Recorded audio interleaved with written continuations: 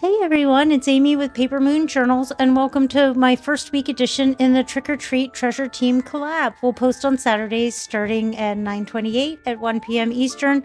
Week 1 is Cards or Tags. Week 2, Mini Album or Folio. Week 3, Junk Journal or Journal. Week 4, Boxes, Bags, or Packaging. I have 3 really fun scrap busting projects. We have some layered tags, ATC cards, and a surprise fun project with collage tags, all using steampunk spells.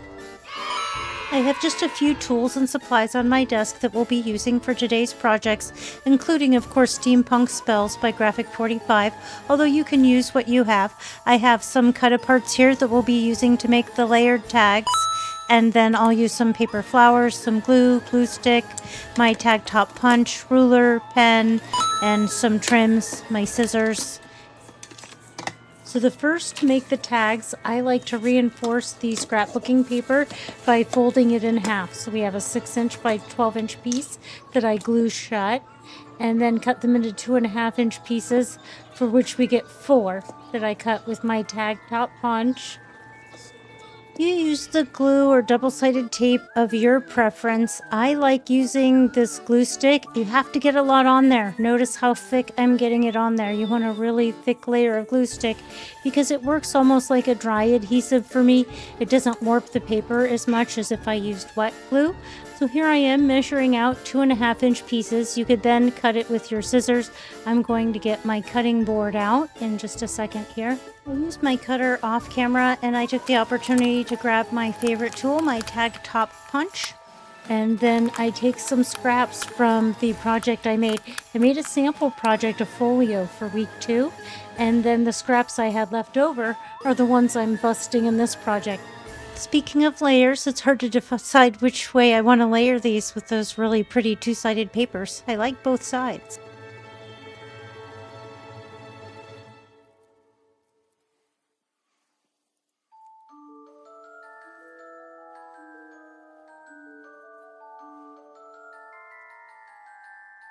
So what I've done is I've taken the scraps because the tags are 2.5 inches by 6 inches tall.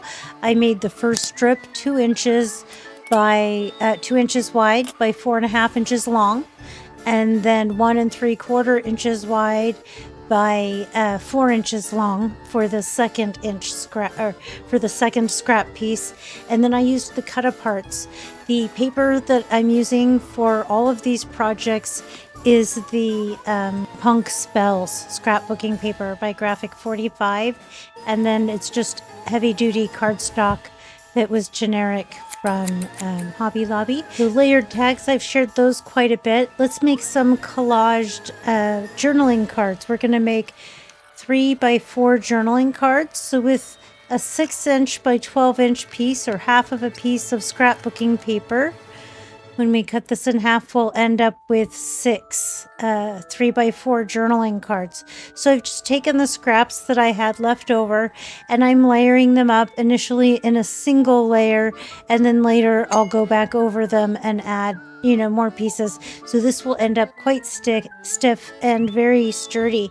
Journaling card. It's the kind that fit nice in gusseted pockets where things like to maybe fall out of that pocket. If you put one of these nice thick sturdy little journaling cards in there, it probably won't fall out. So now that we have our sheet all covered with our little collage scraps, we're ready to cut it into pieces. So first I'm going to cut it into 2 3-inch strips and then cut each of those strips into 3 4-inch pieces. Then we have 6 3 by 4 cards. They look nice like this. I like to ink them up and around the corners. So let me go get my corner rounder. So we'll take a quick look at them first here. And then I'll go get my corner rounder and we'll round the corners and ink them up. Okay, I've got my nice corner chomper. It has 2 different sizes. So 3 of them I did with the bigger corner and 3 of them I did with the smaller corner. I'm going to ink up the edges here. I also printed out some fussy cuts from Pixie Dust Files. She had these cute little Halloween kitty cats, so I thought it would be fun for a couple of them to add the kitty cats. And then I just kind of use my intuition as to which card it goes on and which orientation the card goes in. Sometimes I just feel like, wow, this would look better sideways when I'm gluing them on. And you could do it to all of them or none of them. I'm going to punch holes in the 3 that I put the little collage kitties on and then tie bows. I like to use this thin polyester lace because it makes a bow that lies flat or crunches flat inside the book. It's not quite as bulky as if I made a silk ribbon bow on here and used those throughout the journal. That would be very bulky. So here are the journaling cards that we made. Our scrap busting journaling cards. Now it's time to make some ATC cards. ATC cards are 2.5 inches by 3.5 inches in finished size. I have these chipboard scraps that are 2.25 by 3.25, and then that smaller piece that had the measurements. These black pieces are the ATC card, the 2.5 by 3.5. We want 2 in black, and then 2 pieces that are 2 by 3. And then I used my fancy corner rounder on those. And then one that is 1/4 inch smaller. So 1 3/4 by 2 3/4, I think. Just slightly smaller than the other piece. So the first thing I did was I took these postage stamp images. You can see I have 2 sample ATC cards that I made on the left. There were only 3 of these postage stamps, and it's from the cover image sheet. So the chipboard is smaller than those cover pieces. We're going to layer it up. We'll never notice. It will give it a really thick feel, a nice hand feel when you're holding it and working with it. It just feels great. I don't know. Just something about adding this extra thickness and weight to it with the chipboard makes it feel extravagant. I'm not sure what the right word is. So then the first thing I do is I take my art glitter brand glue that's in my little dispenser, and I use that to glue down some of the same polyester lace that we used to tie bows with. This glue will dry clear, so I just put the glue down first and then stick the lace to it. This 2-sided paper, we could pick either side. You know, it's kind of hard to decide which side you want to use. So one of these pieces, we did 2 in this size. One will go on the front, the other we'll use on the back, which is optional. I have the scraps. Let's use them up. I think between these 3 projects, we've done quite a bit of scrap busting. And then in week 3, for this collaboration, we'll be making a journal or a junk journal. I haven't decided what yet. So we'll be able to use the tags and journaling cards and everything we make in this week 1 in the week 3 project.